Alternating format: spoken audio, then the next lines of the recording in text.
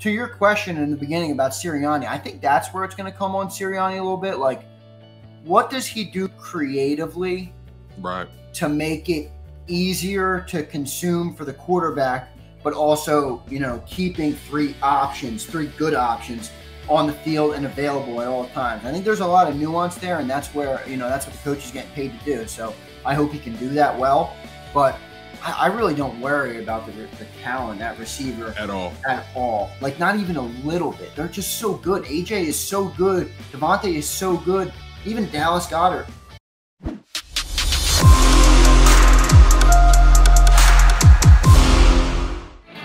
This is Birds 365. He's Zander Krause. I am Tone DeShields II. And we are filling in for the legends, John McMullen and Jody McDonald. Those guys are down at training camp, trying to build up some more content for you guys, trying to come back with some notes so they can add to the show. And speaking of training camp, Zander, you let me know behind the scenes that you have some notes, you have some updates. Training camp is about to begin, so fill me in. Yeah, so 9 a.m. practice today. They're moving it up because of the crazy heat in the area. Probably good to get those players out before the heat really ramps up. I think it's supposed to be over 100 today in the area, which is pretty crazy. Important injury is that Mailata and Dillard are back at practice in pads. They missed a little bit of time with concussions. I know everyone was worried about, or just wondering, they're wearing these big Guardian caps and there's not much contact. So that's a little bit weird. Looks like Kenny Gainwell is out, and DeVonta Smith, again, will miss his 4th straight practice. So I'm not sure if there's any concern there, but that's certainly something to note. And then I did see our buddy Jeff Kerr from CBS just put out a little snapshot of Jalen Hurts taking some snaps from rookie center Cam Jurgens. Pretty cool to see. That might be a little look at the future of what this team might look like if Hurts does his job this year. Cam, Jason hangs him up. That's so pretty cool there. If you want to go check that out, that's Jeff Kerr, CBS on Twitter. But that's all. So they're getting underway now down at practice. Should be a hot one down there today.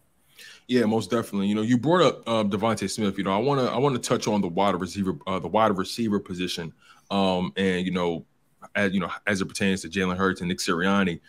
You brought in AJ Brown, who got his money. You have a guy in DeVonta Smith who's still trying to get his money. Right. Dallas Goedert has his money. Quez Watkins is still trying to make a name for himself in this NFL. So I'm not really too concerned about him from a contractual standpoint. But I have to ask you, how do you think a guy like Nick Sirianni gets everyone involved, knowing he has a quarterback that's not a high-volume thrower? Because I believe the sweet spot for Jalen Hurts from a pitch count perspective, I think the sweet spot for him is between 28 to 33 passes a game. I think that's a sweet spot for him, maybe 30 to 35 at the very most.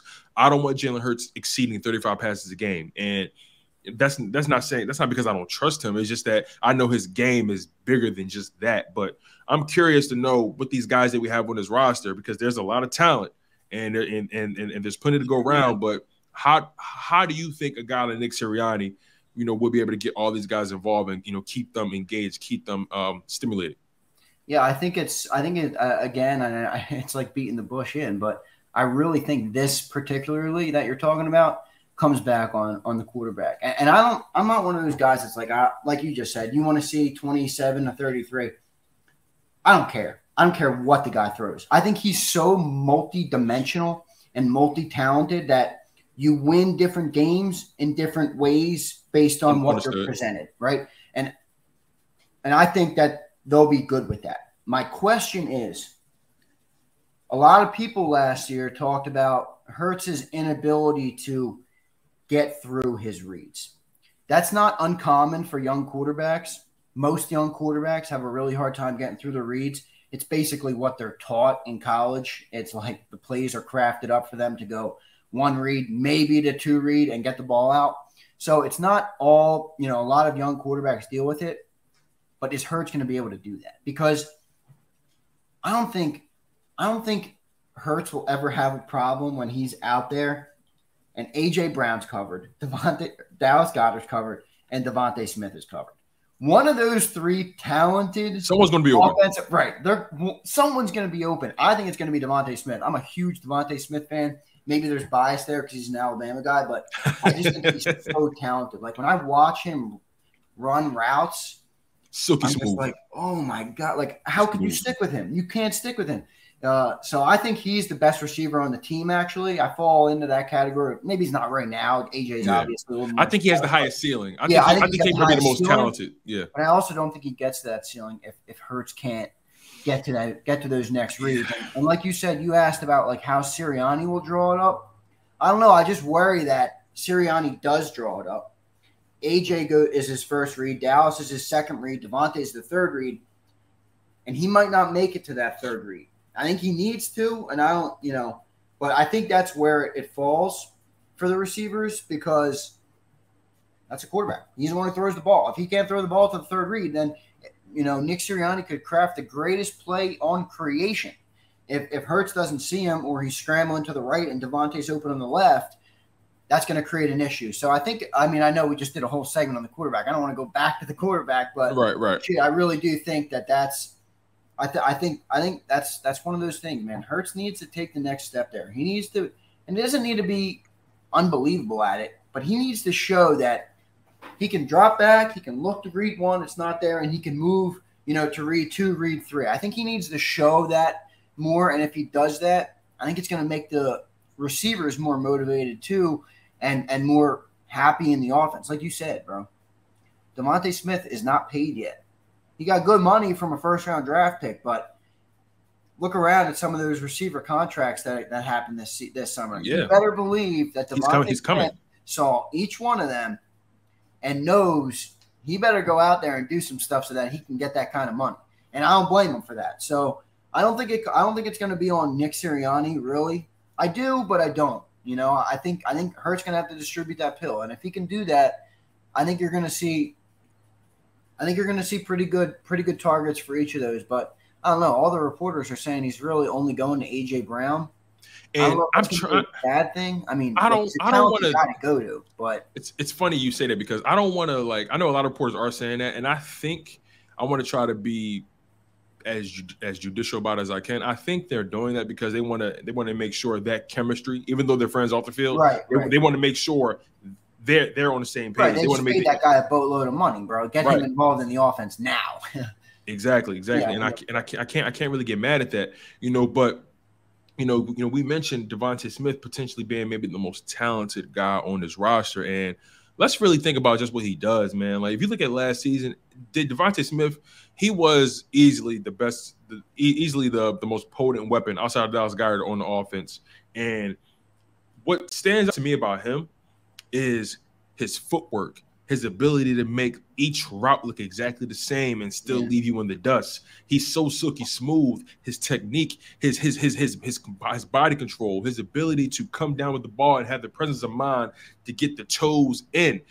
He made simple plays look extravagant because it's been such a long time since the Philadelphia Eagles have had a wide receiver that was reliable like that. I can't think of the last time we had a wide receiver that when the ball gets thrown to him, I can close my eyes and know that he's going to catch that ball. Right.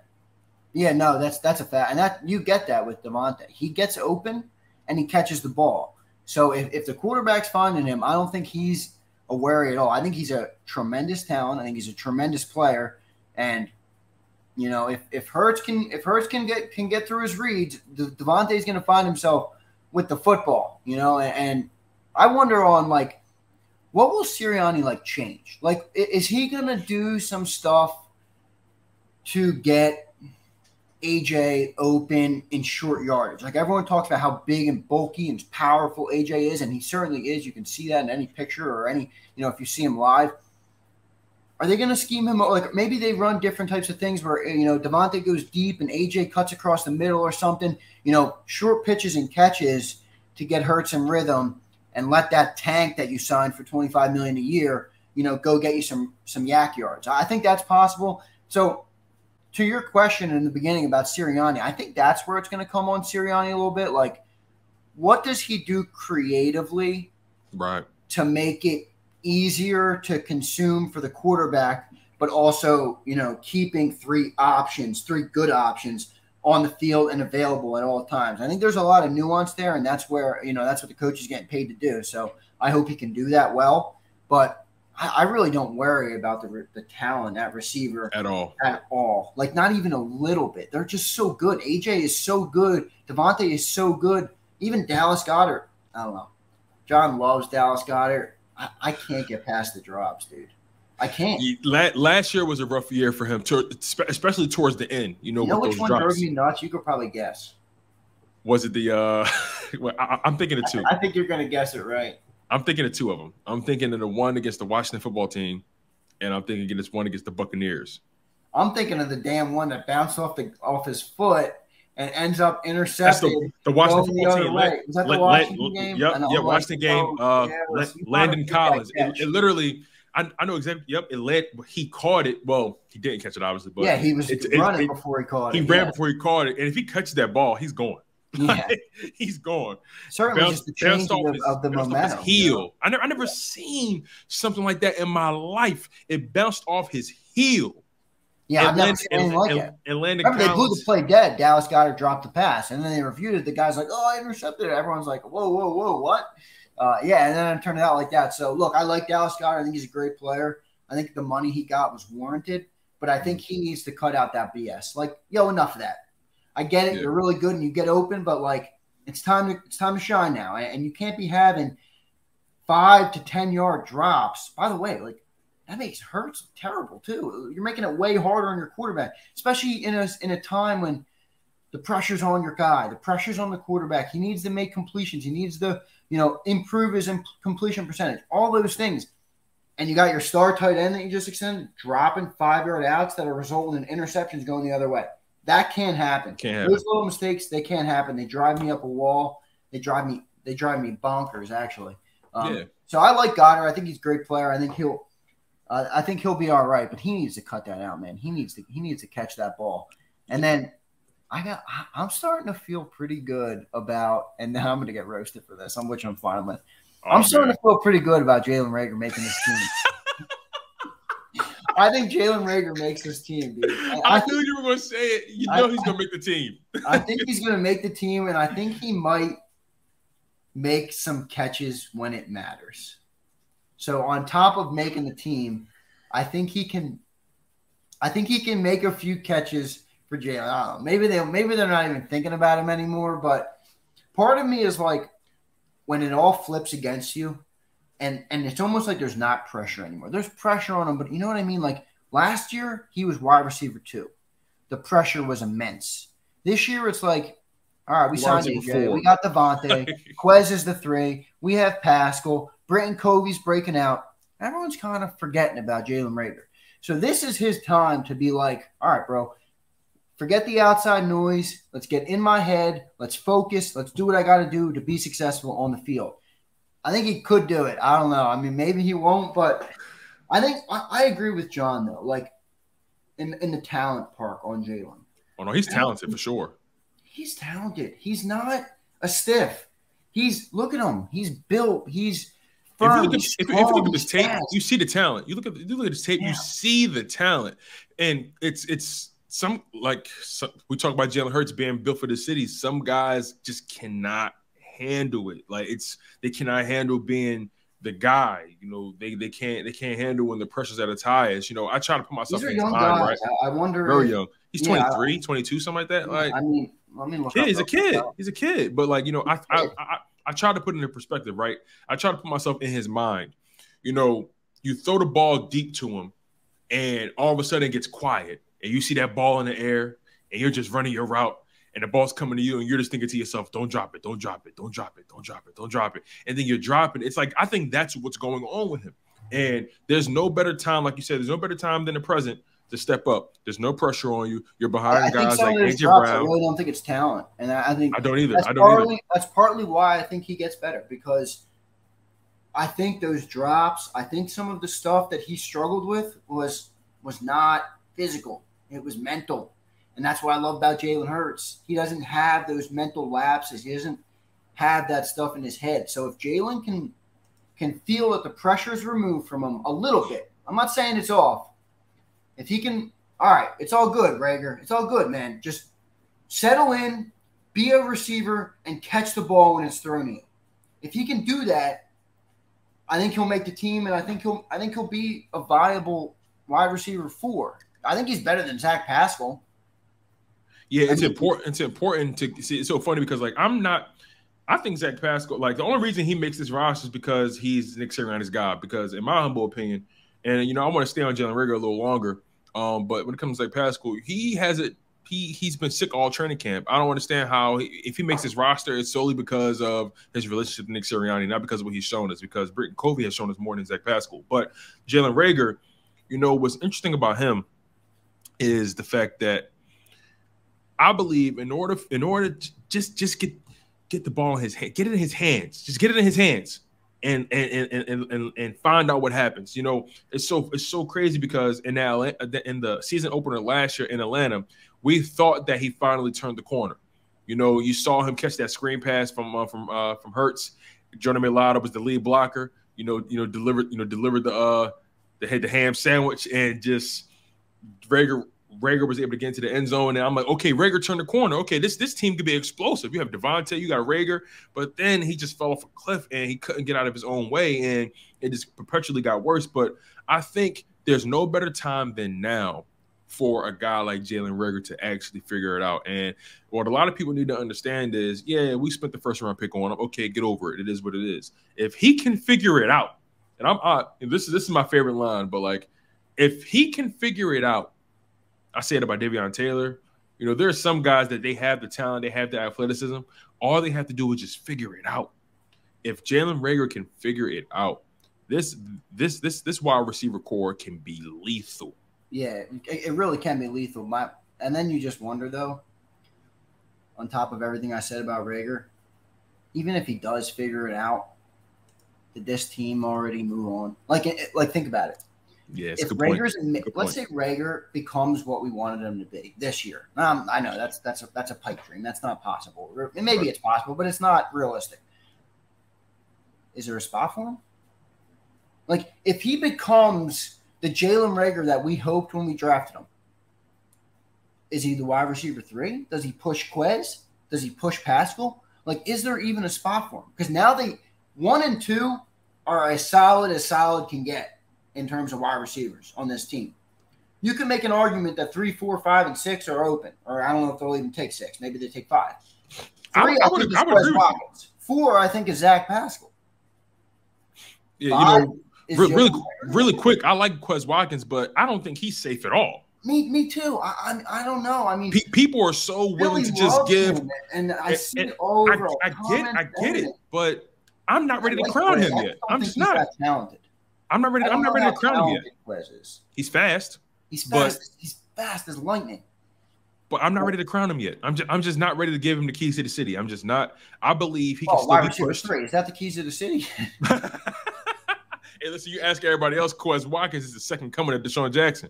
But look, I like Quez. I do. I think he's a good player. I do too, yeah. I think he can be good. I'm just wondering if a guy like I think Reagor has more inherent talent. I think he's a better football player at its core. But like we talked about all show, this has been a theme of the show. Football and the NFL is not all about talent. It's potential. It's you got to have mental. You got to have more than just skills. You got to produce. I don't know. Like, can he put it all together? Can he put the package together? Because Quez was a 6th-round pick, and he's put the package together much better than Jalen Reagor has. So I can't knock Quez for that. Quez earned his playing time. Quez came up. When Quez was drafted, he was behind John Hightower. They drafted Hightower in the 5th round. You're right. Even in the training camps that first year, and in practice and all that, John Hightower was the guy. I think you'll remember this. John Hightower caught a touchdown under Doug Peterson. It was, I forget what it was. It was a little bit out to the left, and he scooted up the left side and ran a touchdown. And I remember saying, oh, wow, Hightower, he might turn into a player for this team.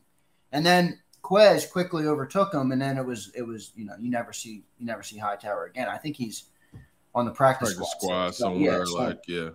I don't know. I mean, I just wonder if Reagor can do it because there's not as much pressure now.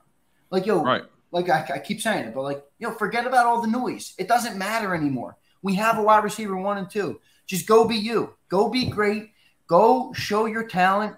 Go be Jalen Reagor. Like you ran circles around people in the Big 12. I know it's not the Big 12, but like channel some of that. Channel some of that confidence.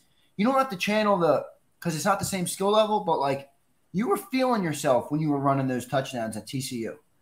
Feel yourself a little bit, yo. Like you're never gonna be successful if you don't allow yourself to feel good, you know? And I think Reagor is just so hard on himself because of the city, which is fine. I mean, the city should be hard on him. He was a first-round draft pick. I get it. Like we talk about all the time. There's 53 guys on this team, man. There's 7 billion people on planet Earth. I want my 53 guys to be good players. That's not a wrong mindset. But I just wonder if he can make a step based on the lack of the less pressure coming from the stands. Yeah, you know, I want to ask you this about Jalen Reagor. What do you think? Like John Dickerson says right here, just remember, football is 80% mental and 40% physical. I don't know. I'd argue the percentages a little bit there, but yeah, I get what he said. I get what he said. Whether mentally, it doesn't matter how talented you are, and Rager's a perfect example of that. He is so worried about Twitter and people tweeting and the drops and this and that and the city that he can't even be like, hey, I'm a great receiver that made it as a first-round draft pick in the NFL. Let me just do what's really simple to me and catch this ball. But he's so in his head he can't catch it. Right. And it's pretty crazy. And you know what? I'll be honest with you, man. I kind of can't put – I give Sirianni a lot of credit, man. He came in and he was patient with this kid. He gave him opportunity after opportunity. Did he have a choice? He of course he didn't have a choice, but did he have a choice? You know, that's how he's answering. But hear me out on this, right? but hear me out on this, right? He had him lined out wide, had him in the slot, had him on kick return, had him on punt return, threw him a bubble screen. Throw him a quick. He tried to get him in every possible situation. He tried to give him a game against the worst team in the NFL and allow him to just eat, and he couldn't do it. I can't get mad at Nick Sirianni for putting Quez above him, putting Zach Pascal above him. I can't get mad when you give a guy so many various opportunities to just be valuable, and he just couldn't get it done. But like you said, he's playing with house money at this point, and I think that's one of the reasons why Quez Watkins was so productive or able to come in productive, because his first year he didn't get any snaps really at all. Second year came in, no real expectation. He was able to just play free, and there's power in being able to play free. Yeah, you're able to play free. Once you got your money, you're able to play free when you know that. Look, at the end of the day, you're not even supposed to be here. You know what I'm saying? Like, you play with a certain freedom when you're in control of your own destiny. And Quez Watkins, I can't get mad. He took advantage of it. A guy who had limited opportunities and managed to put up over 600 yards receiving, averaged almost 20 yards a catch. I can't get mad. I can't get mad at a guy like Quez Watkins. And look, Jalen Reagor may be more talented than him innately, but at the end of the day, in the NFL, you're not gauged by your talent. You're gauged by your production. There are plenty of guys in this NFL who are nowhere near as talented as the next man, but they produce more. People say this all the time. Tom Brady was never the most talented quarterback in the NFL, but he just produced. He managed to produce. He always was productive. He took advantage of opportunities. He's a winner. You know what I'm saying? Now, I don't think anyone will ever say Tom Brady is more talented than Aaron Rodgers, or he's more talented than Patrick Mahomes or Herbert, or guys like that. But guys like Tom Brady, guys like Joe Burrow, they play above their talent. I'll say Brady's better than them all. Brady's got more Super Bowls than them all of them put together. Facts. How do you define talent? I see what you're saying, though. But I want to bring up our buddy Daz Deals, and thank you, Daz. He's always in our chat. I appreciate him. He knows that.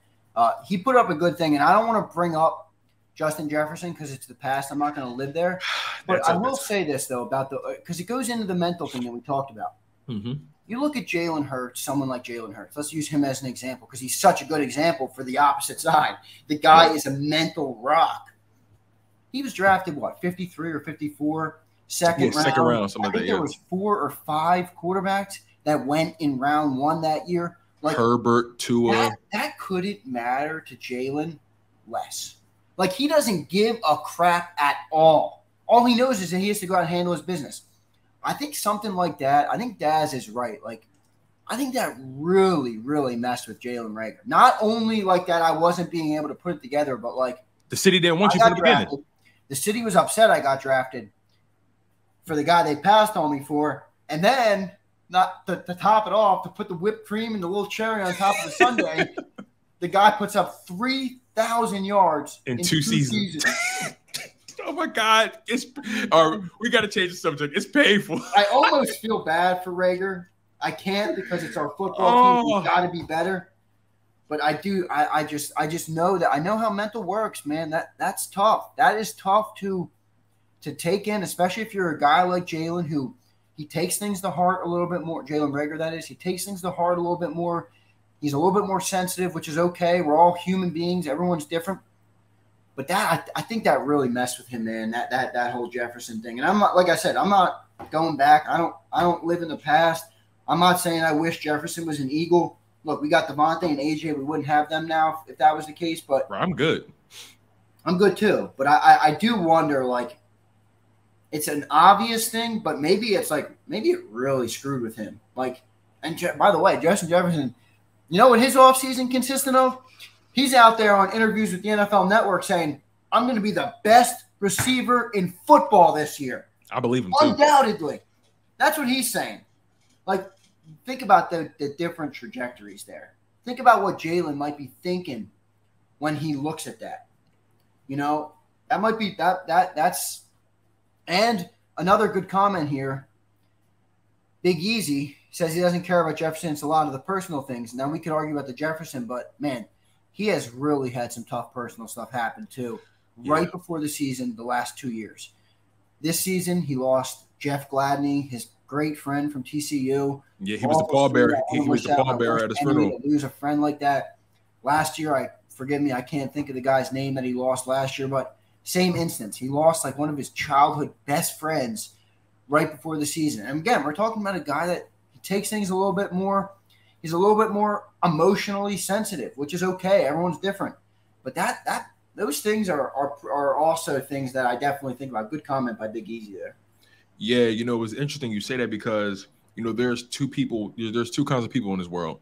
There are people who rise to the occasion, and there are people who crumble under the pressure. And I believe Jalen Hurts, you know, those situations he dealt with, and I do not minimize them at all. I've dealt with, you know, tremendous loss throughout this past handful of years. You know, every year I feel like I was losing somebody very close to me, and I know what that's like, you know. So, but you have a choice. You have a choice to either live for that person and play up to your potential like that person would have wanted you to, or you can wallow in self-pity and continue to ask why, and just lose sight of yourself and lose sight of your goals. I think Jalen Hurts needs to channel that emotion, channel that sadness, that grief. He needs to channel that into Reagor. You meant Reagor. I'm sorry, Reagor. Yeah, Reagor needs to channel that. You know, recycle that energy and use it to propel him going forward. Like, look, when we drafted Reagor, yeah, I wanted Jefferson, but once he got his jersey, I'm like, listen, Reagor, let's rock, let's get it. You know, let's get it done. You know what I'm saying? Like, I want you to win. And it just seemed like he couldn't really get out of his own way. Like, so at this point, if Reagor, and this is another question I want to ask you too about, you know, snaps, right? You know, becomes Jalen Reagor. You know, I want to ask you this. I'm not really a betting man, but I want to ask you this. You know, are you taking the over or under on Jalen Reagor, you know, being involved with 50% of the offensive snaps. You taking it under? He's got to prove it to me before. I mean, look, what I said is all hearsay in a way. You know, can he put it together? If he can put it together, I think maybe he finds himself on the field this year. But that's all a big if. And I don't like to live, like you said, you're not a betting man. I don't like to live on the ifs. You know, I like to live in the reality. So, I don't know. It would be tough for me to say that. But, look, I do think he has talent. I don't think he's a washed, awful, non-talented player. I think he's got talent. I think he can be something for this team. I don't know. Maybe his time here is done, though. Yeah, it's so funny. Like, just as simple as that. Like, yeah, McMullen always Change the says, area. McMullen always says, hey, listen, you put him in Green Bay, I bet you Aaron Rodgers figures him out. But John makes a good point. And look, it goes back to the quarterback, and I don't want to go beat that bush down, but John makes a good point, and it's a valid point. Whether you love Jalen Hurts or you hate Jalen Hurts, that point should be considered for sure. You know, we don't have a quarterback that is making life easy on wide receivers. We just don't. That's fine. You can like Hurts for what he brings, but you can also have to acknowledge that as well. Absolutely, absolutely. Hey, you guys, we're going to go into the second half hour of the show. We're going to take another break. I want you guys to smash that like button. Final half hour. Yeah, final half hour, exactly. We want you guys to smash that like button. Make sure you guys are locked in on JAKIB Sports. This is Burries 365. He's Zander Krause. I'm Tone DeShields II, filling in for John McMullen and Jody McDonald. Those guys are handling their business down at training camp. Don't go too far, you guys. This is Burries 365.